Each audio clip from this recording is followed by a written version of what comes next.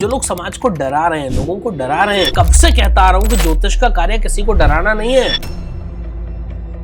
लोग तो ये भी बात कहेंगे ना कि भाई आप दूसरों के ऊपर उंगली उठा रहे हैं, अपने आप को सही साबित कर रहे हैं। हर आदमी कहता है कि सब हम ही सही हैं, हम ही सही मैंने हैं। कभी भी नहीं कहा ये बात। तो यही तो मनोज जी, मैंने आज तक कहा ही नहीं कि केवल मैं सही हूँ। मैं तो कितने लोगों से बात पूछ चुका हूँ। चैलेंज दे रहे हो आप? मैं चैलेंज दे रहा हूँ, मुझे दिखाओ वृहद पराशर में और होरा शास्त्र में काल सर्प दोष का वर्णन कहाँ मिलता है। कैमरे पर वशीकरण कर दे रहे लोग। मैं चैलेंज कर रहा हूँ, मेरा वशीकरण जिसमें दम है करके दिखाए। मैं चैलेंज कर रहा हूँ, आप बुलाइए जो बड़े से बड़ा तांत्रिक भारतवर्ष में हो, और अगर चैलेंज है मेरा कैमरे पे वशीकरण करके दो। भविष्यवाणी जब ये शब्द आता है तो ये होता है कि भाई ये होने वाला है, और आंख बंद की और सब कुछ दिख गया। ये जितने लोग कहते हैं ना कि मैं आंख बंद करता हूँ और मुझे भविष्य दिखता है, ये जितने लोग कहते हैं मैं यहाँ उंगली लगाता हूँ और मुझे भविष्य दिखता है, ये सब फ्रॉड हैं। मैं आज भी कह रहा हूँ सोना खरीद के रख लो, बहुत अच्छा मौका है। अगले कुछ वर्षों में आप सोना 5 लाख पार होते हुए देखेंगे। 5 लाख? जी, तो मैं तो कब से कह रहा हूँ कि 2026-27 में पाकिस्तान के टुकड़े होने हैं। ट्रम्प साहब के लिए क्या भविष्यवाणी है आपकी? ये भी निश्चित है कि अमेरिका के इतिहास में काले अक्षरों में उनका नाम लिखा जाएगा। ये युद्ध चल रहा है, इसका अंत क्या है? तो मैंने कहा था कि 22 मार्च से 28 मार्च के बीच में युद्ध विराम की बातें होनी शुरू हो जाएंगी। हो सकता है विराम भी हो जाए। क्या क्या आपदाएं हैं जो अभी आना बाकी है? भूकंप आना बाकी है। आग की बड़ी घटना है भारतवर्ष में, आप देखेंगे, दुनिया में आप देखेंगे, बड़े भूकंप आप देखेंगे, और बड़ी जल प्रलय जिससे कोई बड़ी जनहानि होती। प्रभु न करे भविष्यवाणी सच हो, लेकिन ऐसा होता हुआ मुझे दिखता है। 2027 में योगी जी तीसरी बार उत्तर प्रदेश के मुख्यमंत्री। अखिलेश यादव एक बार फिर से मुख्यमंत्री यूपी के बनेंगे। लेकिन बंगाल चुनाव में आपको क्या दिखाई देगा? जिस दिन इलेक्शन होने हैं वो भी मैंने कुंडलियां निकाली, और जिस दिन रिजल्ट आना है वो भी मैंने कुंडली। ठीक है, फिर बोल करके जा रहा हूँ अनुज जी, ममता जी।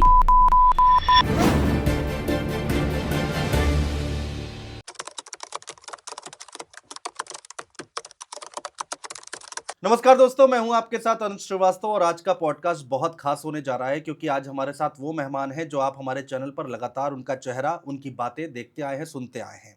हम बात कर रहे हैं अंकित त्यागी जी की। एस्ट्रोलॉजर हैं, और खास बात यह है कि जब भी वो कोई बात कहते हैं तो डंके की चोट पर कहते हैं, और उसके पीछे दम इसलिए होता है क्योंकि वो सच साबित होती हुई भी दिखाई देती हैं।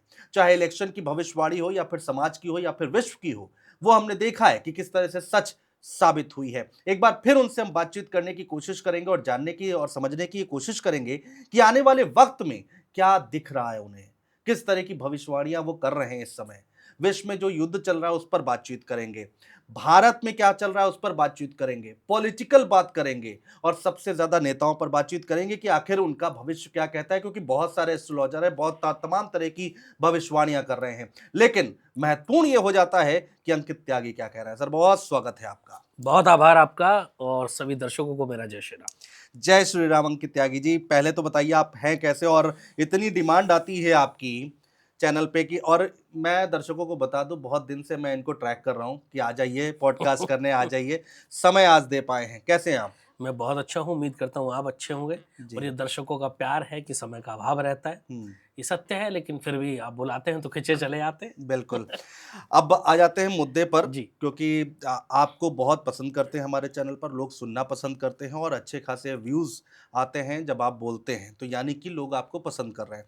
तो सबसे पहले क्या दिख रहा है आपको इस समय, किस तरह की चीजें दिखाई दे रही हैं देश और दुनिया में? देखिए, देश और दुनिया में जो तहलका इस समय मचा हुआ है अनुज जी, वो तो जग जाहिर है, वो सबको दिख रहा है इस समय। लेकिन मैं यही कहूंगा कि जो लोग डर फैला रहे हैं समाज में, जो लोग भ्रांतियां फैला रहे हैं समाज में, जो लोग समाज को डरा रहे हैं, लोगों को डरा रहे हैं, ये मैं कब से कहता आ रहा हूं कि ज्योतिष का कार्य किसी को डराना नहीं है, ज्योतिष का कार्य सचेत करना है। तो ये जो आजकल डराने वाले लोग आ गए, इनसे सावधान हो जाइए।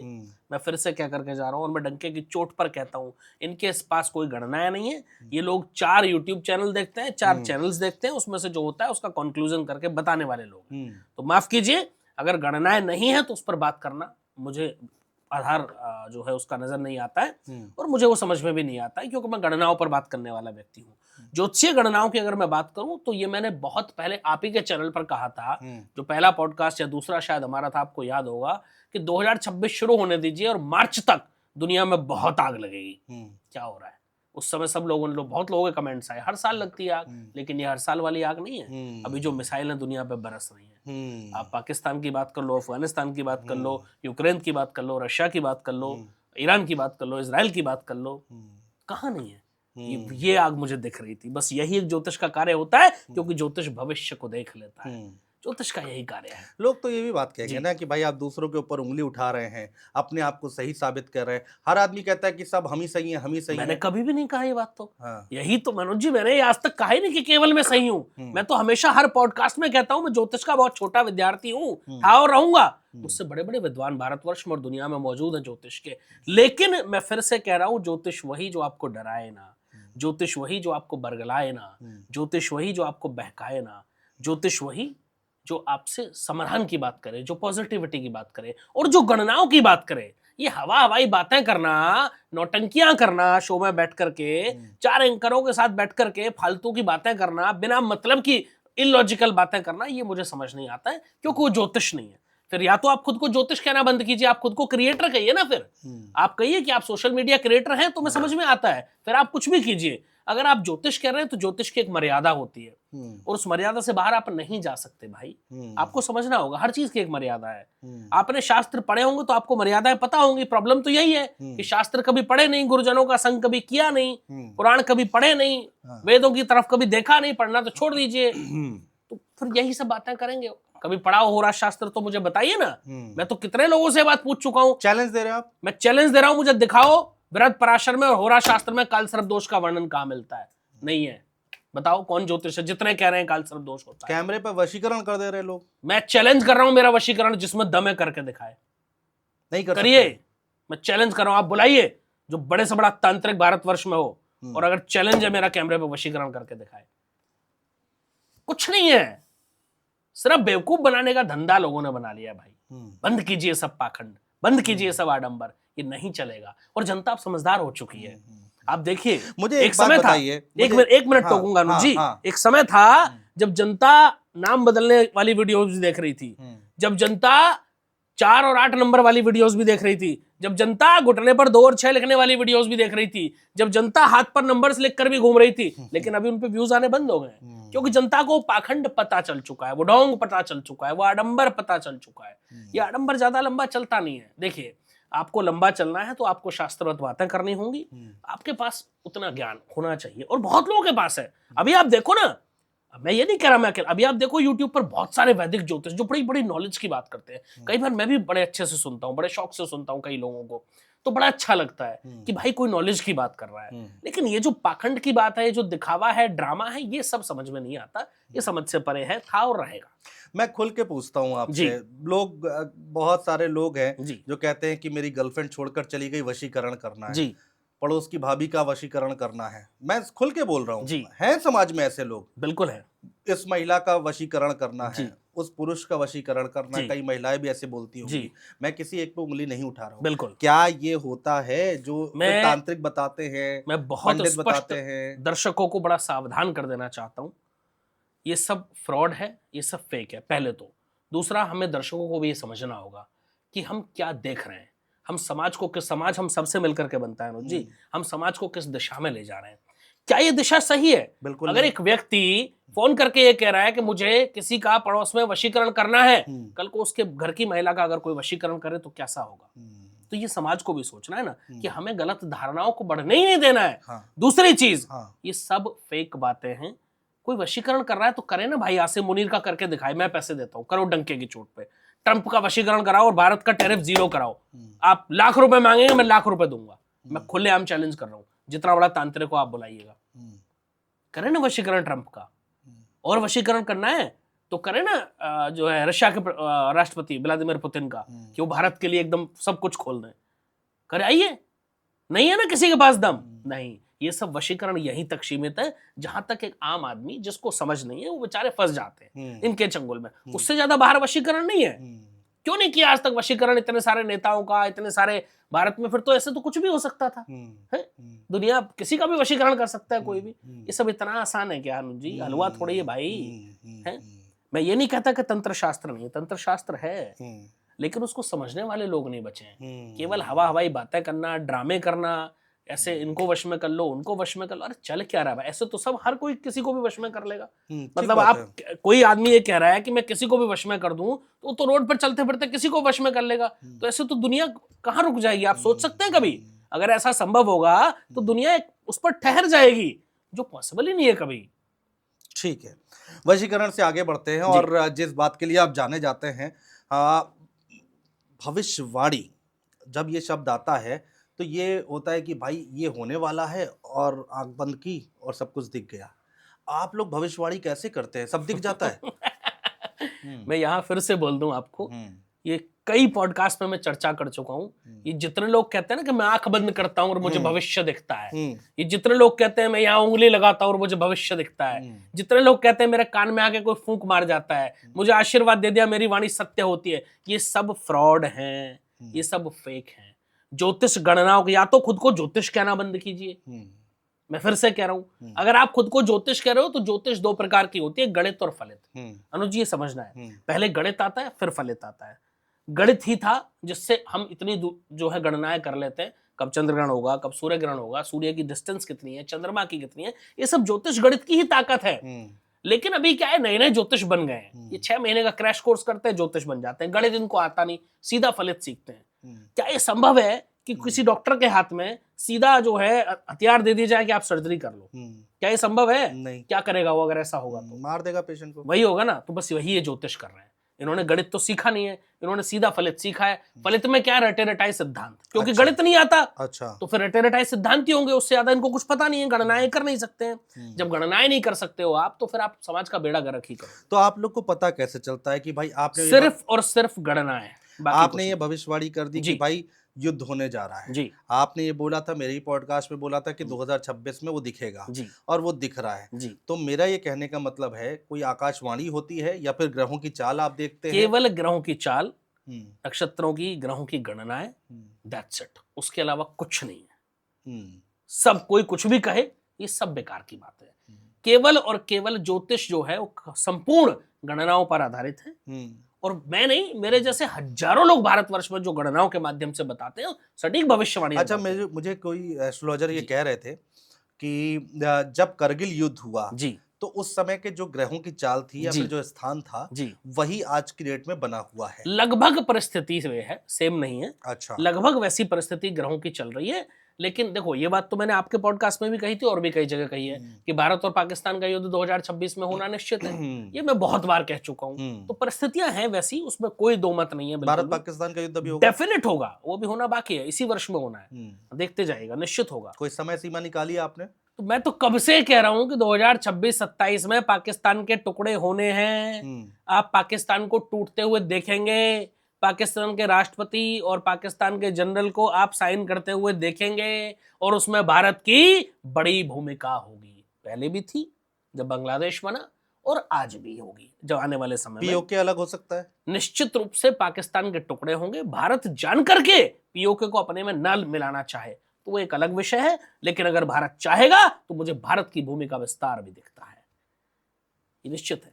भारत जानबूझ करके ना ले, देखिए कई बार पड़ोस की जमीन बिक रही होती है लेकिन हम नहीं लेते, हमें लगता है नहीं हमारे लिए ठीक नहीं है, उचित नहीं होगा ये लेना, तो बस वही है। बाकी भारत का उसमें प्रमुख भूमिका रहने वाली है और पाकिस्तान टूटना निश्चित है। इनफैक्ट ये मैं कह चुका हूं, फिर से कह रहा हूं भाई, अमेरिका के टुकड़े होने हैं। अमेरिका का कोई न कोई स्टेट उससे अलग बहुत जल्द हो जाएगा, और ये कार्य ट्रंप के रहते हुए ही होगा। अमेरिका का भी जी। ट्रंप साहब के लिए क्या भविष्यवाणी आपकी? ट्रंप के लिए मैं कई बार कह चुका हूं, बहुत अच्छी उनकी जो है ग्रह गोचर इशारा नहीं कर रहे हैं, बहुत खराब समय से उनका जूझ रहे हो। इनफैक्ट उनकी हेल्थ को लेकर के बहुत ज्यादा मेजर समस्या मुझे दिखती है। उनकी आयु लंबी हो, लेकिन मुझे ऐसा लगता है कि उनको कोई बड़ा मेजर हेल्थ कंसर्न दिख सकता है, ऐसी मुझे मेरी गणना इशारा कर रही है। और कहीं ना कहीं देखो, बाकी तो आप सब देख ही रहे, उनके निर्णय कैसे हैं, क्या वो डिसीजंस ले रहे हैं, कैसे वो दुनिया को संदेश दे रहे हैं, वो सबको दिख रहा है। ठीक है, तो वो सब चलता रहेगा, लेकिन यह है कि अपना कार्यकाल पूरा करेंगे। लेकिन ये भी निश्चित है कि अमेरिका के इतिहास में काले अक्षरों में उनका नाम लिखा जाएगा, ये मैं बहुत पहले से बोलता आ रहा हूँ, और यही होगा। ईरान, इजराइल, अमेरिका, ये युद्ध चल रहा है जी, इसका अंत क्या है? अरुण जी, मैंने बहुत पहले एक पॉडकास्ट में लगभग 8-10 दिन पहले ये बात करी थी। तो मैंने कहा था कि 22 मार्च से 28 मार्च के बीच में युद्ध विराम की बातें होनी शुरू हो जाएंगी, हो सकता है विराम भी हो जाए।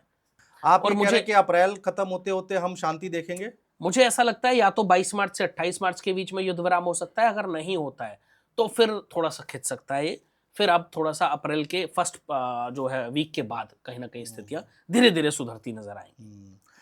युद्ध की वजह से बहुत कुछ भारत में भी झेलना पड़ रहा है, हालांकि बहुत पूरी ज्यादा दुनिया को झेलना पड़ रहा बहुत है। ज्यादा उतना असर नहीं दिखा, जी, जी। लेकिन तब भी लोग परेशान तो हैं ही, डेफिनेट है। चाहे वो सिलेंडर को लेकर हो, गैस को लेकर हो। और लोग तो ये भी कह रहे हैं, बहुत सारे एस्ट्रोलॉजर है कह रहे हैं कैश फ्लो बना के रखो अपने पास आने वाले वक्त के लिए। जी, क्या लग रहा है ये आपको? तो मैं भी कह रहा हूँ कि भाई थोड़ा बहुत कैश अपने पास रखो, लेकिन जो ये कह रहे हैं कि बैंकों से लाइन लगा के सारा कैश निकाल लो, आपने कभी सोचा है एक्चुअली क्या है? अनुज जी, मैं हमेशा एक बात कहता हूँ कि पढ़ना लिखना बड़ा जरूरी है जीवन में। अब आप पढ़ोगे लिखोगे नहीं तो यही सब बातें करोगे ना, कि आप जाइए और अपना बैंक से लाइन लगाइए और अपना सारा पैसा निकाल के घर में रख लीजिए।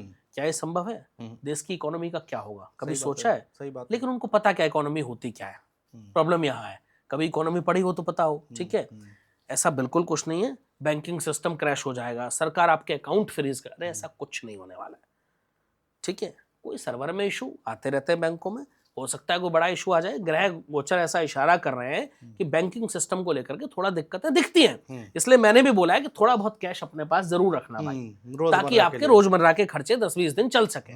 बाकी कोई बहुत ज्यादा घबराने की जरूरत नहीं है, बिल्कुल बैंक से कोई पैसे निकालने की जरूरत नहीं है, कोई हड़कंप या कोई डर फैलाने की समाज में आवश्यकता बिल्कुल नहीं है। ऐसा कुछ भी नहीं होगा। और पूछिएगा जब ऐसा ना हो ना, जो समय जो टाइम फ्रेम उन्होंने दिया, तो पूछिएगा उन ज्योतिषियों से कि कहाँ गई उनकी गणनाएं, पूछिएगा जी। और मुझे समझ में नहीं आता किस बेस पे गणनाएं की जाती हैं, मुझे भी तो बताओ भाई। मैं भी हो सकता है मुझे ना आती हो गणनाएं करनी, ऐसा भी हो सकता है, मैं कोई सर्वज्ञाता तो हूं नहीं, तो मैं भी सीख लूं कि भाई वो गणनाएं होती कैसे हैं। वैसे तो जीवन मेरा निकल गया ज्योतिष में, 12 वर्ष की उम्र से मैं ज्योतिष सीख रहा हूँ, आज भी सीख रहा हूँ, लेकिन हो सकता है मुझे वो गणनाएं करनी ना आती हूँ। तो कोई ज्योतिष अगर ऐसा है जो ये सटीक गणनाएं करता है, तो मैं एक बार निवेदन करूंगा कि भैया मेरे से संपर्क कीजिए और मुझे बताइए गणनाएं होती कैसे, मुझे भी सिखा दीजिए। तो लोग घबराए ना, बिल्कुल नहीं घबराना है। हाँ। बिल्कुल नहीं घबराना है, बिल्कुल कोई ऐसी परिस्थिति नहीं क्रिएट करनी है जिसमें किसी भी परेशानी का सामना आपको करना पड़े। एकदम रिलैक्स रहिए, चिंतित मत होइए, बेफिक्र रहिए। थोड़ा बहुत ऊपर नीचे देखिए, युद्ध चल रहा है, सीधी सी बात है क्रूड ऑयल आने में दिक्कत होगी, सीधी सी बात है कि पीएनजी आने में दिक्कत होगी, गैस आने में दिक्कत होगी, लेकिन बहुत ज्यादा घबराने की आवश्यकता बिल्कुल भी नहीं है। थोड़ी बहुत दिक्कतें फेस करनी पड़ती हैं क्योंकि वो बिल्कुल मेन रास्ता है भाई जहां से क्रूड ऑयल गुजरता है, ठीक है? और वहीं से सबसे बड़ी बात, मैं और बड़ी बात बता देता हूँ, उसी जो स्टेट ऑफ हॉर्मोज है उसी के नीचे से इंटरनेट की जो बारीक बारीक वायर्स हैं जिनके थ्रू पूरी दुनिया का इंटरनेट चलता है, वो उसी समुद्र से होकर के गुजरती है। कल हो सकता है प्रभु ना करे कोई ऐसी मिसाइल या कुछ गिर जाए तो वो भी डिस्टर्बेंस आ सकता है दुनिया में, ऐसा हो सकता है। तो बस आप थोड़े दिन के लिए अपना मैनेज करके रखें, बाकी कोई बहुत ज्यादा घबराने की आवश्यकता बिल्कुल नहीं है, 1%। ठीक है। 2026 की जब शुरुआत हो रही थी तो दिसंबर महीने में बहुत सारे एस्ट्रोलॉजर थे जिन्होंने बताया था, आपने भी इवन बताया था कि आपदाएं आएंगी, बहुत ज्यादा दिक्कतें होंगी, सुनामी आएगी, ज्वालामुखी फटेगा। मार्च निकल रहा है, मार्च निकल चुका है ऐसा मान के चलते हैं। क्या क्या आपदाएं हैं जो अभी आना बाकी है? भूकंप आना बाकी है, आग की बड़ी घटनाएं भारतवर्ष में आप देखेंगे, दुनिया में आप देखेंगे, बड़े भूकंप आप देखेंगे और बड़ी जल प्रलय जिससे कोई बड़ी जनहानि होती। प्रभु न करे भविष्यवाणी सच हो, लेकिन ऐसा होता हुआ मुझे दिखता है, ये होगा। आज भी आप कायम है उस बात पर? निश्चित रूप से ये होता हुआ मुझे आज भी दिखता है। अच्छे संकेत नहीं है। हाँ, प्रभु ना करे कि ऐसा हो। कोई टाइम फ्रेम है गुरुजी? देखिए, मैंने 2026 बोल करके चला था और मैंने ये भी कहा था कि लगभग मार्च अप्रैल तक इंतजार कीजिएगा। मार्च अप्रैल से पहले आप आग की घटनाएं देखेंगे जो आप ऑलरेडी देख रहे हैं और बहुत बड़ी बड़ी घटनाएं देख रहे हैं। उसके बाद मैंने कहा था कि धीरे धीरे परिस्थितियां सामान्य होंगी, लेकिन फिर से ये तहलका दुनिया में मचेगा, बहुत बड़ी जनहानि हो सकती है भूकंप या फिर कोई जल प्रलय के कारण। उस पर मैं आज भी अडिग हूँ और थोड़ा सा इंतजार कीजिएगा, इसी वर्ष में होगा। मैं लोगों से निवेदन करूंगा, सचेत रहें, सतर्क रहें, घबराएं नहीं, अपनी तैयारी पूरी रखें, बस डरने की कोई आवश्यकता नहीं है। 2026 का मार्च निकल गया है एक तरीके से। बिल्कुल। सोना चांदी के रेट आपने कहा था कि सोना खरीद के रख लो जी, आज की रेट में क्या कहेंगे? मैं आज भी कह रहा हूं सोना खरीद के रख लो, बहुत अच्छा मौका है। अगले कुछ वर्षों में आप सोना 5 लाख पार होते हुए देखेंगे। 5 लाख? जी, अगले कुछ वर्षों में आप चांदी 5 लाख पार जोते हुए देखेंगे। मैं फिर से कह रहा हूं सोना खरीद लो, बहुत अच्छा मौका है।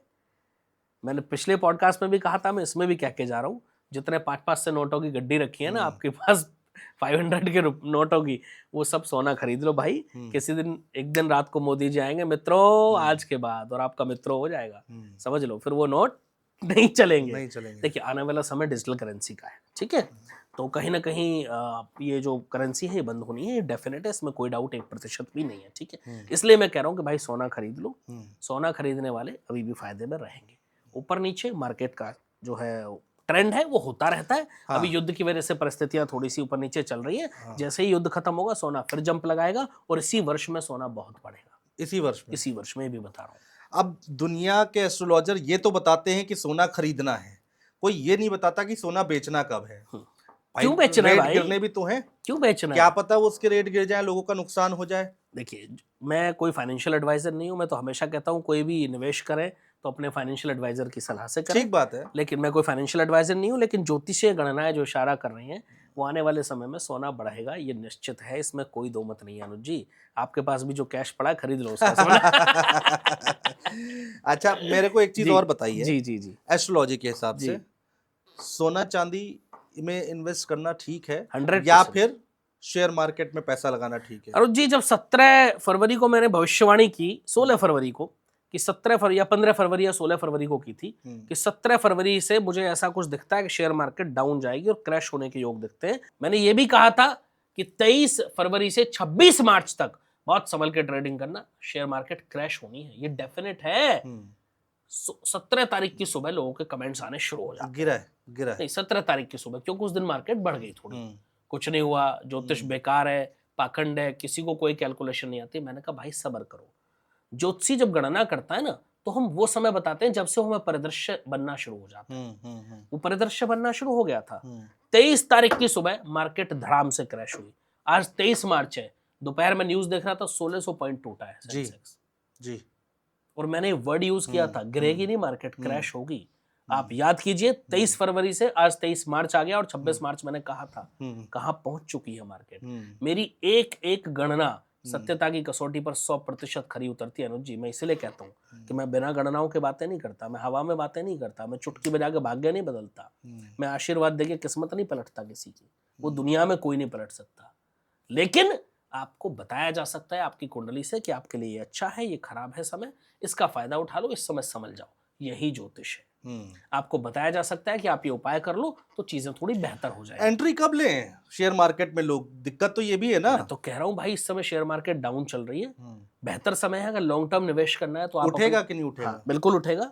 आप लॉन्ग टर्म निवेश अगर करना चाहते हैं तो अपने स्टॉक एडवाइजर या अपने जो फाइनेंशियल एडवाइजर है उनकी सलाह से निवेश करें, बिल्कुल करें। शेयर मार्केट वालों के लिए अच्छे दिन कब? मैंने इनफैक्ट एक चीज और भी कही थी अनुज जी, आपको याद होगा शायद, ये आपके दूसरे पॉडकास्ट में मैंने कहा था कि बैंकिंग सिस्टम में बड़ा घोटाला नजर आएगा। अभी क्या हुआ एचडीएफसी बैंक? बिल्कुल बिल्कुल यही शब्द थे मेरे। हाँ, कि बैंकिंग सिस्टम में हाँ। बड़ा घोटाला आपको 2026 के स्टार्टिंग में दिखेगा। यही ज्योतिषीय गणनाओं की ताकत है। लेकिन मैं लोगों से यही तो कहता हूँ गणनाएं कीजिए। जितने नए नए बच्चे ज्योतिष में आ रहे हैं बड़ा स्वागत करता हूँ, मुझे बड़ा अच्छा लगता है कि उन लोगों ने ज्योतिष की इस विद्या को जिंदा रखा है। लेकिन चुटकी बजा के भाग्य बदलने वाली विद्या मत सीखिए, वो सब फेक है। एक्चुअली क्या है, जो नए ज्योतिष बेचारे बच्चे पढ़ रहे हैं ना उनको भी नहीं पता। लोग जो कोर्स पढ़ा रहे हैं 6-6 महीने के, उन ज्योतिषियों को भी ये लगता है कि नहीं हम ज्योतिष बन गए, उनको बताई नहीं जा रही ज्योतिष की सच्चाई, गलती उनकी नहीं है। तो मैं बस उनसे यही कह रहा हूँ, पढ़िए व्रत पराशर, पढ़िए होरा शास्त्र, पढ़िए रावण संहिता, पढ़िए और शास्त्र पढ़िए, ज्योतिष को जानिए, समझिए, गहन अध्ययन कीजिए, तब ज्योतिष में उतरिए। अब मैंने इतना बड़ा चैलेंज दिया कि पूरे व्रत पराशर में, पूरे होरा शास्त्र में कहीं नहीं है काल सर्प दोष का जिक्र। तो मैंने पढ़ा है ना, दिखाई जिस ज्योतिष में मैं कहाँ लिखा है ही नहीं। दुनिया तो काल सर्प योग की उसकी वो कराती, पूजा कराती रहती है ही नहीं भाई। सर्प दोष का एक वर्णन मिलता है, उसको सर्प योग है, हकीकत बताऊं तो वो सर्प योग है जो वर्णन मिलता है। और सर्प योग से इसको डराने के लिए सर्प दोष बना दिया गया। ठीक है। और थोड़ा डर समाज में फैले उसके लिए इसको काल शब्द भी जोड़ दिया गया, फिर उसको काल सर्प दोष बना दिया गया। बस ये है। और इसका कहीं जिक्र नहीं है आपके हिसाब से? कहीं भी नहीं है, किसी भी शास्त्र में इसका कोई जिक्र नहीं है, केवल सर्प योग का जिक्र आता है। अगर सर्प योग इतना खराब था तो सचिन तेंदुलकर की कुंडली में है, वो सचिन तेंदुलकर कैसे बन पाए? अंबानी की कुंडली में है, वो अंबानी कैसे बन पाए? अगर ये खराब है तो मुझे समझाइए। ये हमेशा खराब नहीं होता, कुछ परिस्थितियों में खराब होता है जहां इसकी शांति हम भी बता देते हैं कि भाई करा लो छोटी मोटी, ठीक है, लेकिन हर परिस्थिति में खराब नहीं है। ये योग है, कुंडली में विपरीत राजयोग भी फल देता है। तो ये ज्योतिष के योग है, इनको समझना इतना आसान नहीं है, जिसने पढ़ा होगा वही समझ पाएगा। अच्छा, 2026 में बहुत चर्चा हो रही है जी, कि प्लेन क्रैश अभी होने बाकी है, निश्चित, ये तो मैं कब से कह रहा हूँ। फ्लाइट कैंसिल करा दीजिए, बिल्कुल, तमाम तरह की इस तरह की बातें हो देखिए, रही हैं। फ्लाइट कैंसिल करा दीजिए, बैंकों से पैसा निकाल लीजिए, ये बेकार की बातें हैं। कहीं ना कहीं जो वायु दुर्घटनाएं इस वर्ष में बढ़ेंगी, ये निश्चित है। मैं अकेला व्यक्ति था कि जिसने कहा था उसमें कोई पद पर बैठा बड़ा नेता अपनी जान गंवा देगा। ये ज्योतिष की गणनाओं की ताकत है। अभी जो आप बात कर रहे थे, जी, किसी ने नहीं कहा। जी, ठीक है, मैं उन ज्योतिषियों में से हूं ही नहीं कि यूट्यूब पर 4 लोगों की वीडियो सुनी और फिर अपनी गणना कर दी। नहीं, मेरी जो गणना है वो अलग होती है। मैं अकेला था जिसने कहा था बिहार में पीके को 0 सीट्स मिलेंगी, बाकी सब किंग मेकर बना रहे थे। तो मेरी गणनाएं डिफरेंट होती हैं। तो नो डाउट कि वायु दुर्घटना योग बड़े प्रबल चल रहे हैं इस वर्ष में, अच्छी नहीं है समय। मैं कहूंगा बहुत सतर्क होकर के चलें, अगर जरूरी ना हो तो यात्रा करना अवॉइड करें। ये वर्ष अच्छा नहीं है। इनफैक्ट आज सुबह ही अमेरिका में शायद एक एयरपोर्ट पर कोई एक विमान दुर्घटनाग्रस्त हुआ हर है। दूसरे तीसरे दिन कुछ पहले ना कुछ नहीं होता छोटी-मोटी, था, हाँ, और पहले बातें नहीं आ होता रही था हैं। ये। हाँ, ये अब लोग ये भी नहीं कह सकते ये हमेशा होता रहता है। पिछले साल तक आप बताइए कितनी वायुयान दुर्घटनाएं आपको दिखती थी? नहीं, बहुत रेयर सुनने को मिलता सुनने को नहीं मिलता था, सही बात है। लेकिन इस वर्ष योग थे तो हमने बताया, तो इस वर्ष सुनने को मिल रही है आपको पूरे नहीं वर्ष तो ये लोग रहे। क्या करें, आप गाइडेंस भी तो केवल दीजिए। मैं इतना फ्लाई कहूंगा, करें ना करें, क्या बिल्कुल करें? करिए सर, आवश्यकता है, सब कुछ बंद नहीं किया जा सकता, लेकिन अगर जरूरी नहीं है तो यात्रा ना करें, अवॉइड करें। बहुत जरूरी है तभी यात्रा करें, और बहुत संभल करके सतर्क होकर के अपना जो है कार्य करें। और देखिए, अब फ्लाइट में भगवान ना करे किसी की कोई दिक्कत आए, लेकिन अगर कुछ आता है तो किसी के हाथ में नहीं है, इसलिए मैं कह रहा हूँ कि जरूरी ना हो तो अवॉइड करें बस। कोई बड़ा नेता देश का छोड़ के जाने वाला है, आपने बोला था? ऑलरेडी हो चुका है, जो मुझे दुख है कि मेरी वो भविष्यवाणी सही साबित हुई। आगे?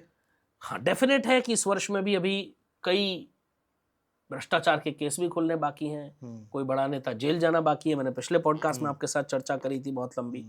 और कहीं ना कहीं मैं ये भी कह दूं कि बहुत जल्दी मोदी जी की कैबिनेट से कई बड़े चेहरों की छुट्टी होने वाली बाकी है। अभी देखते जाइएगा, कुछ ही समय में कई बड़े चेहरे कैबिनेट से गायब हो जाएंगे। समय क्या है वो? बहुत जल्द, इसी में 2026 के अंदर अंदर ये होना है, ये डेफिनेट है। और मैं एक बड़ी भविष्यवाणी आपके लिए कर देता हूँ, 2027 में योगी जी तीसरी बार उत्तर प्रदेश के मुख्यमंत्री नहीं बनेंगे। नहीं बनेंगे, लेकिन जीत भारतीय जनता पार्टी की होगी, सरकार भारतीय जनता ये पार्टी आई की ना बनेगी। Breaking news. अब ये बताइए आप मुझे कि 2027 में, देखिए हर कोई जो है जी, एक ही चीज बात करता है। जी। आपने कुछ अलग बोला है तो आपसे अलग हम बातचीत करेंगे। जी, लोग कहते हैं कि भाई योगी जी जो है हम्म। वो जीतेंगे और प्रचंड बहुमत से जीतेंगे। प्रचंड बहुमत से और भारतीय जनता पार्टी सरकार बनाएगी, नहीं, मैं भी कह ठीक रहा है, हूँ। ठीक है, लेकिन अब आ जाते हैं ना योगी जी, आप कह रहे हैं जी। कि मुख्यमंत्री नहीं बनेंगे। योगी जी मुख्यमंत्री नहीं बनेंगे यानी कि भारतीय जनता पार्टी उनको मुख्यमंत्री नहीं बनाएगी, यानी कि वो दिल्ली आ जाएंगे। दिल्ली आ जाएंगे। अच्छा, वो दिल्ली आ जाएंगे। और मैं तो ये हमेशा कहता रहा हूं कि एक दिन योगी जी भारत के प्रधानमंत्री पद को सुशोभित करेंगे, और उनके प्रधानमंत्री रहते हुए भारत हिंदू राष्ट्र की तरफ आगे बढ़ेगा। ये डेफिनेट है, प्रधानमंत्री बनेंगे, निश्चित बनेंगे, योग है, निश्चित योग है, कोई टाल नहीं सकता इसको। 2029 में ही बनेंगे। मैं ये नहीं कह रहा कि 2029 में ही बनेंगे, लेकिन योगी जी की कुंडली में प्रबल योग है प्रधानमंत्री बनने का। देखिए, भारतीय जनता पार्टी में अनिश्चितताएं बहुत होती हैं, सडनली एक नए चेहरे को रिप्रेजेंट किया जाता है, तो मैं नहीं कह सकता कि कब योग है। मैंने 2 बातें कही थी। मैंने ये भी कहा था कि मोदी जी तीसरा कार्यकाल पूरा नहीं करेंगे, मैं आज भी अडिग हूँ उस बात पर, जो मैंने 2013 में बोल दिया था भाई, ठीक है। और मैं इस बात को भी आज कह करके जा रहा हूँ कि योगी जी प्रधानमंत्री बनेंगे, निश्चित है। और यूपी के मुख्यमंत्री नहीं रहेंगे 2027 में। हाँ, तीसरी बार मुझे चांस बहुत कम लगते हैं, ऐसा मुझे योग नहीं दिखता। किसका योग बन रहा है फिर? मुझे देखो, मेरे पास सबकी कुंडली नहीं है, और भारतीय जनता पार्टी में कहना बड़ा मुश्किल होता है कि कौन बनेगा भाई। लेकिन हाँ, केशव प्रसाद मौर्य की कुंडली बड़ी स्ट्रांग दिखती है, शायद कुछ उम्मीदें वहां मुझे नजर आती है। आप ना बहुत बड़ी खबर दे रहे हैं। ये ठीक है, ज्योतिषीय गणना है, मैं उस पर नहीं जाता, लेकिन ठीक है, आपका ये, आपने कुछ ना कुछ देखा होगा तभी आप ये बात कह रहे हैं। अखिलेश यादव बहुत तेजी के साथ आगे बढ़ रहे हैं, ऐसा नहीं है? टक्कर देने के पूरे। अखिलेश यादव बहुत मेहनत इस वर्ष करेंगे, लेकिन उनकी मेहनत ज्यादा तब्दील हो ऐसा मुझे नजर नहीं आता है। अभी उनको इंतजार करना पड़ेगा। अखिलेश यादव एक बार फिर से मुख्यमंत्री यूपी के बनेंगे, हाँ, लेकिन अभी उसमें काफी समय है, अभी इंतजार कीजिए। बनेंगे, निश्चित बनेंगे। अच्छा जी, वो कब बनेंगे ये नहीं अभी पता। काफी समय है। अच्छा, और बाकी पार्टियों की अगर मैं बात करूं, बाकी पार्टियों का कोई अस्तित्व देखिए वन प्रैक्टिकली टू वन आपको यूपी में केवल यही दिख रहा है कि केवल यही अखिलेश दिखता है। और बस बीजेपी। बाकी कोई प्रैक्टिकली भी देखो तो बाकी किसी का कोई अस्तित्व दिख नहीं रहा यूपी में, तो हम गणनाएं ही उनकी करते हैं। ठीक बात है। बंगाल चुनाव में आपको क्या दिखाई दे रहा है? बंगाल चुनाव के लिए तो मैं कब से बोलता आ रहा हूँ अनुज जी, आप ही के चैनल पे मैंने सबसे पहले बोला था कि नहीं, भाई मैंने सोचा कि शायद ग्रह बदल गए हों। नहीं, मैंने वो अभी जब इलेक्शन डेट्स डिक्लेयर हुई तो मैंने उस दिन की भी कुंडली बनाई सारी। अच्छा। और जिस दिन इलेक्शन होने हैं वो भी मैंने कुंडलियां निकाली, और जिस दिन रिजल्ट आना है वो भी मैंने कुंडली निकाली। ठीक है। जिस दिन रिजल्ट आना है वो कुंडली भारतीय जनता पार्टी के पक्ष में बड़ी प्रबल रूप से दिखती है उस दिन की ग्रह नक्षत्र। अच्छा। निश्चित रूप से। और जिस जिस दिन चुनाव होने हैं वहां भी भारतीय जनता पार्टी का पलड़ा मुझे भारी दिखता है। मैं फिर बोल करके जा रहा हूं अनुज जी, ममता जी इस बार मुख्यमंत्री नहीं बनेंगी। देखो बंगाल में इलेक्शन कैसे होते हैं ये पूरी दुनिया जानती है। अगर वहां फेयर इलेक्शन हो जाए जैसे बाकी स्टेट में होते हैं तो दुनिया की कोई ताकत इस बार ममता जी को मुख्यमंत्री आप नहीं बार बना बार ये बात कहते हैं तो उसमें कमेंट आते हैं कि भाई आप तो इलेक्शन कमीशन की व्यवस्था पर ही सवाल नहीं, उठा रहे मैं हैं। किसी व्यवस्था पर सवाल नहीं उठा रहा। मैं तो कहता हूँ इलेक्शन कमीशन का कार्य है कि वो कराएं, लेकिन ये जो न्यूज आती है, मैं भी तो न्यूज देख के बोल रहा हूँ, तो ये जो न्यूज आती है सवाल तो वो उठा रहे हैं, और वो अगर उठा रहे हैं तो उनके पीछे भी कोई कारण होगा। हवा में तो कोई न्यूज बना नहीं रहा है, तो वो तो हर वर्ष आप इलेक्शन जब भी होते हैं बंगाल में वो सबको दिखता है, वो न्यूज आती है कि लोगों को घर से नहीं निकलने दिया जाता। मैं तो वही बोलूंगा ना जो मुझे दिख रहा है। तो आपके हिसाब से जो है ये उनका आखिरी इलेक्शन होगा। बीजेपी सरकार चुनाव बीजेपी सरकार बना रही है, जीतेगी। टक्कर फाइट रहेगी दोनों में, इसमें कोई डाउट नहीं है, लेकिन हाँ बीजेपी सरकार बनाती है। और ममता दीदी का ये आखिरी इलेक्शन है। हाँ, उसके बाद Mamata ji is no more in politics. प्रभु उनको लंबी आयु दे, बट पॉलिटिक्स में उनका बहुत ज्यादा नहीं दिखता है फिर। ये आखिरी चुनाव होगा। जी ठीक है। मोदी जी आपके हिसाब से अब कार्यकाल पूरा नहीं करने वाले वो तो हैं? डेफिनेट है, 2029 से पहले ही वो जो है कुर्सी बस छोड़ देंगे। कार्यकाल पूरा नहीं होगा। अब वो 1 साल से पूरा ना हो, 1 महीने से पूरा ना हो, 1 दिन से पूरा ना हो, वो मुझे नहीं पता। कार्यकाल पूरा नहीं होगा, डेफिनेट है। और मैं अकेला ज्योतिष था जिसने 2013 में ये बात कही थी अनुज जी। मैं आज भी बता रहा हूँ, उस समय किसी ने नहीं कहा था। राहुल गांधी प्रधानमंत्री बनेंगे? शायद कभी नहीं, उनका सपना सपना ही रह जाएगा। मुझे उनकी कुंडली में कोई योग नहीं रखते, न राहुल गांधी की में और ना ही प्रियंका गांधी की में मुझे प्रधानमंत्री बनने का कोई योग दिखता है। प्रियंका गांधी हो सकता है कभी किसी एक स्टेट की चीफ मिनिस्टर बन जाए, हो सकता है, बाकी उससे ज्यादा आगे जाती मुझे नहीं दिख रही है। उनकी कुंडली ऐसे कह रही है। आपने देखी कुंडली? बिल्कुल देखिए, दोनों की देखिए, तो मुझे कोई प्रधानमंत्री बनने का योग नहीं दिखता है। चलिए अब आ जाते हैं जो सामान्य जीवन में लोग जूझ रहे हैं, परेशान हैं, उस पर बातचीत कर लेते हैं जल्दी जल्दी आपसे, क्योंकि बहुत सारी गाइडेंस लोगों को मिलती है और आपके उपाय जो हैं बहुत सारे लोग हैं उसको करते हैं और उसका लाभ उनको मिलता है और उसकी तस्दीक भी वो करते हैं, उसकी पुष्टि भी वो करते हैं कि हाँ हमने ये उपाय किया है, हमें फायदा हुआ है। गुरुजी 2025 में हमने देखा वैवाहिक जीवन जो जी रहे थे उनके तलाक बहुत हुए हैं। बहुत। 2026 में कम से कम तलाक ना हो किसी का। मैं अकेला था जिसने बोला है कि 2026 में बहुत लोगों के रिश्ते एक्सपोज होंगे। ये मैं अकेला व्यक्ति था जिसने बोला है। अभी तक मुझे नहीं पता, बाकी यूट्यूब पे मैंने सुना नहीं है। और मैंने बोला था कि बहुत रिश्ते एक्सपोज होंगे, अगर किसी का कुछ मैटर चल रहा है तो भाई समझ जाओ, सतर्क होकर के राज खुल जाएंगे। राज खुलेंगे, निश्चित है। मेरा जिसकी वजह से बड़े बड़े रिश्तों में दरार आएगी। हाँ। तो इसके लिए कोई उपाय है? और आप देखिए, ये मैंने कहा था 2026 में, और 2026 शुरू होते ही एप्स्टीन फाइल का मामला सामने आया। बहुत अभी तो बहुत कुछ आने वाला है। अच्छा, बहुत कुछ आएगा? भारत के लिहाज से भी आएगा क्या? अच्छा, चलिए ठीक है। मैं आपसे ये जानना चाहता हूँ, जो परेशान है, जिनके रिश्ते सही नहीं चल रहे हैं, नौबत तलाक तक आ गई है, तो क्या करें ऐसा? मैं हमेशा कहता हूँ कि दोनों पति पत्नी सप्ताह में 1 दिन मंदिर जाना जरूर शुरू करें। साथ में मंदिर जाएं, भगवान को जल अर्पण करें, भगवान को दूध अर्पण करें। अगर हो सके तो एक बड़ा प्रबल उपाय मैं हमेशा बताता रहता हूँ, बृहस्पतिवार की रात को दोनों पति पत्नी जहाँ बेड पे सोते हैं वहाँ बेड पे सर के पास आप जो है 1 गिलास दूध भर के, 1 लोटा दूध भर के रख लो, और सुबह उठ के वो दूध आप उसका अभिषेक शिवलिंग पर कर दो। अगर आसपास कोई शिवलिंग नहीं है, पीपल का वृक्ष, तो वहां भी चढ़ा सकते हैं। करना शुरू करो, आपके रिश्ते में मधुरता आनी शुरू, राहत मिल जाएगी। निश्चित रूप से राहत मिल जाएगी, आपके रिश्ते अच्छे होने शुरू हो जाएंगे। और एक बहुत बड़ा उपाय मैं बताता हूँ जी, दोनों पति पत्नी मिलकर के एवरी संडे बादाम का दान करना शुरू कर दो। थोड़े से बादाम ले लो, 1 मुट्ठी 2 मुट्ठी, और जो गरीब बच्चे होते हैं छोटे छोटे, उनको एक एक दो दो बादाम, एक को नहीं देने, 10-12 को दे दो, ज्यादा बेहतर रहेगा। वो आप करना शुरू करो, कुछ हफ्ते करेंगे और आपको लगेगा कि आपके रिश्ते सुधर रहे हैं। बड़ा प्रबल उपाय है और बड़ा आसान उपाय है। ओम नमः भगवते वासुदेवाय का जाप करते रहो भाई, वो सबको करना है। बेरोजगारी, जो बेरोजगार लोग हैं उन बेचारों का, उनका भला करा दीजिए कुछ, कैसे देखिए, मैं हमेशा कहता हूँ कि भाई मेहनत तो आप ही को करनी है, और मेहनत करे बिना कभी कुछ मिलता भी नहीं है।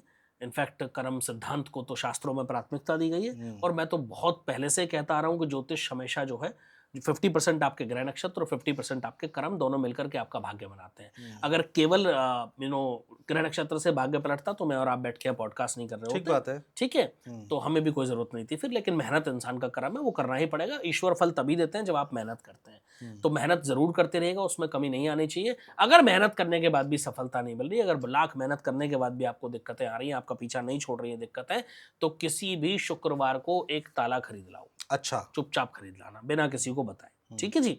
और वो ताला जब आप खरीद के लाओ, शर्त यह है कि उसको खोल के नहीं देखना, ना तो आप ना दुकानदार। ज्यादातर आप ताला खरीदने जाओगे तो ताले वाले तुरंत हाथ में लेके उसको ऐसे घुमा के दिखाते हैं। नहीं, वो नहीं करना। और वो लॉक्ड होना चाहिए, अनलॉक ना हो। अगर आप में से किसी ने खोल लिया तो लेके मत आना, फिर उसको छोड़ देना, अगले शुक्रवार ले आना। शुक्रवार को शाम को या किसी भी समय दिन में एक ताला लॉक्ड अवस्था में विद की, ना ज्यादा छोटा हो ना ज्यादा बड़ा हो, मीडियम ताला ले। शुक्रवार की रात को अपने तकिए के नीचे रख के सो जाना, और शनिवार को कहीं ऐसी जगह रख देना जहां से उसको उठा के कोई इस्तेमाल कर ले।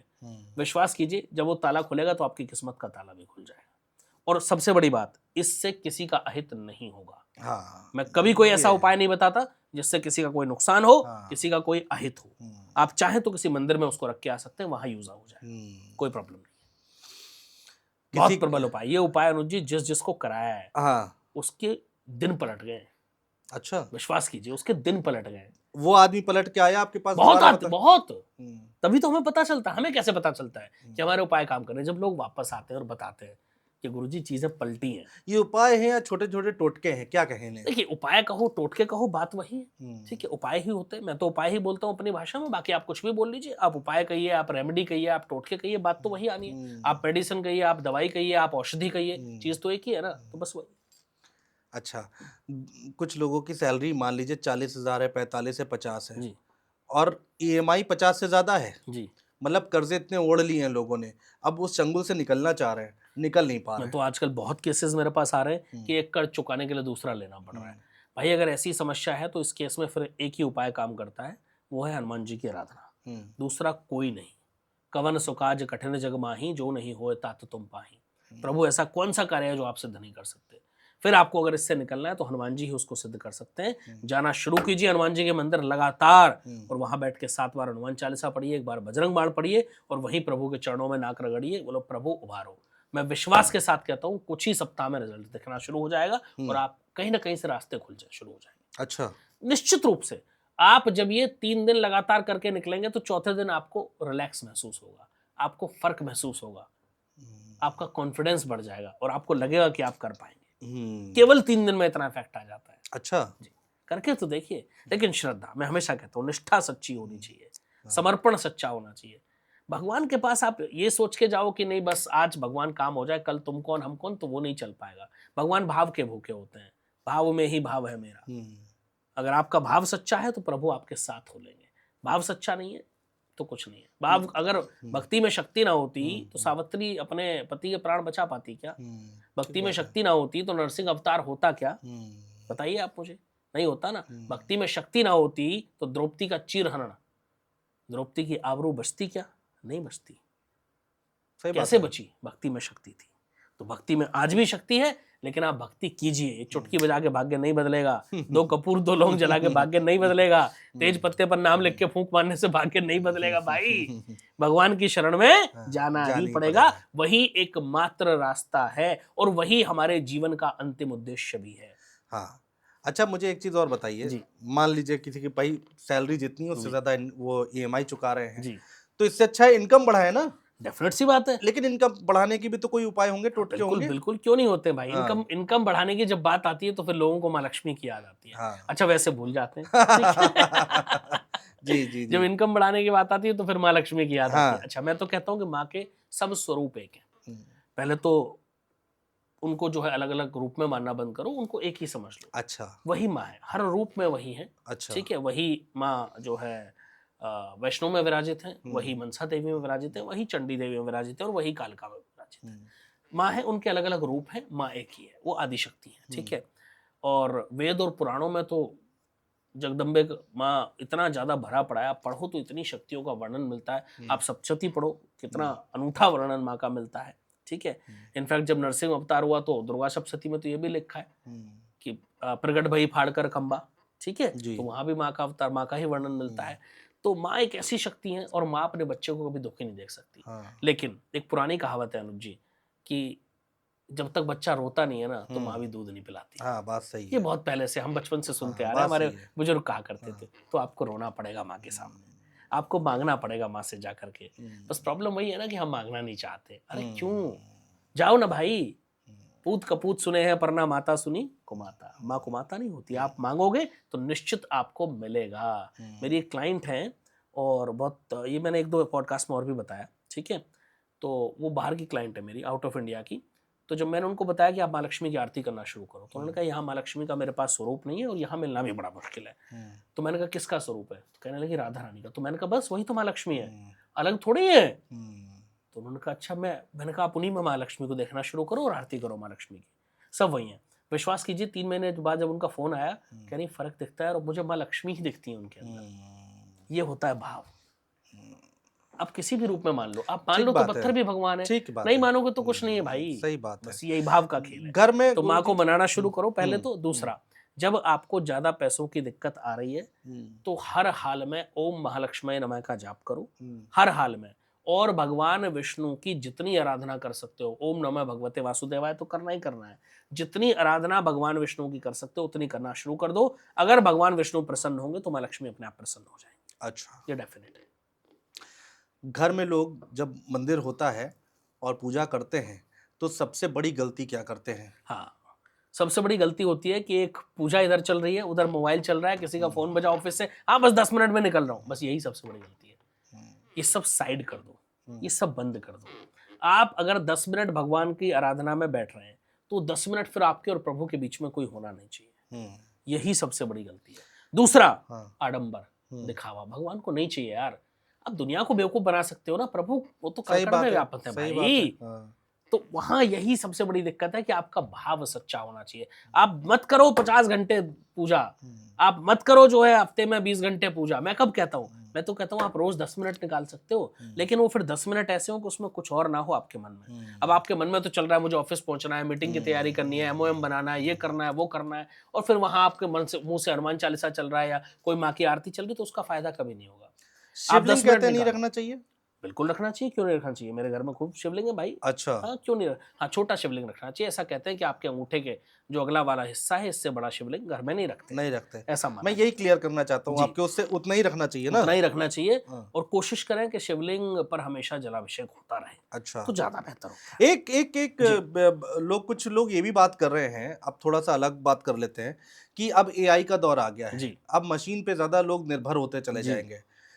आपको क्या लग रहा है कि ये टेक्नोलॉजी का दौर शुरू हो चुका है या भविष्य में क्या दिखाई दे रहा है एस्ट्रोलॉजी के हिसाब से? हाँ बिल्कुल, टेक्नोलॉजी का दौर तो बहुत पहले शुरू हो गया। हाँ। और तभी देखो ये मोबाइल और ये 5G 4G की क्रांति आई, उससे पहले नहीं था उतना।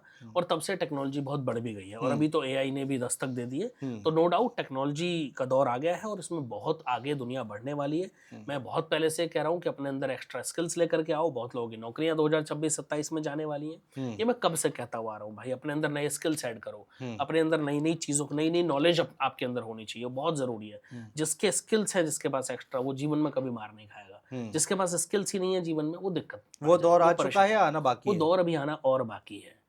ये निश्चित है, एआई अपने पैर अभी और पसारेगा, ये डेफिनेट है भाई। निश्चित रूप से बहुत लोगों की जॉब्स जाने वाली हैं। तो सतर्क रहिएगा, अपने अंदर एक्स्ट्रा स्किल्स लेकर के आओ, मेहनत करो, पढ़ाई करो, खुद को स्किल्ड बनाओ, ताकि जीवन में आपको कोई मात्रा दे पाए। दरअसल मुझे दूसरा सवाल करना था, इसलिए मैंने ये वाला पहला सवाल पहले किया। दूसरा सवाल ये है कि ज्योतिषाचार्यों की भी नौकरी पर तो खतरा है। लोग अपनी डेट ऑफ बर्थ डालते हैं चैट जीपीटी में और उससे सारे उपाय पूछ लेते देखो हैं। वो पहले भी हो रहा था, चैट जीपीटी से पहले भी बहुत सारे सॉफ्टवेयर थे जो जिनमें ऐसा पॉसिबल था। ठीक है, अच्छा। अच्छा, ज्योतिष में कोई फिक्स सिद्धांत नहीं होता। अनुज जी, सबसे पहले तो मैं आपको ये बता दूं, बस ज्योतिष देश काल और परिस्थितियों का विषय है हाँ। और ज्योतिष भावनाओं का विषय है। जब आप एक ज्योतिष के पास जाते हैं अनुज जी और आप एक सॉफ्टवेयर से पूछते हैं, आपको संतुष्टि नहीं मिलती, क्यों? क्योंकि आपके इमोशंस नहीं जुड़े होते हैं। पहले तो ये समझिए, ज्योतिष भावनाओं का खेल है, ठीक है, सारा सिद्धांत भावनाओं तो का है। ज्योतिषाचार्य जितने हैं वो भावनाओं से खेल नहीं, रहे हैं लोगों की। बिल्कुल नहीं। आप मेरे मुंह में अपने शब्द मत डालिए, मुझे बोलने दीजिए, ठीक है? नहीं, मैं तो सवाल जी, पूछूंगा, हाँ, मेरा तो काम है। बिल्कुल, हाँ। मैं भी जवाब दे रहा हूँ। तो भावनाओं से मतलब कि वो आपकी भावनाओं को समझते हैं। फॉर एग्जाम्पल, कोई एक बहुत परेशान आदमी मेरे पास आ रहा है, हाँ। अब वो कंप्यूटर से पूछेगा तो वो उसकी भावनाओं को नहीं समझ सकता।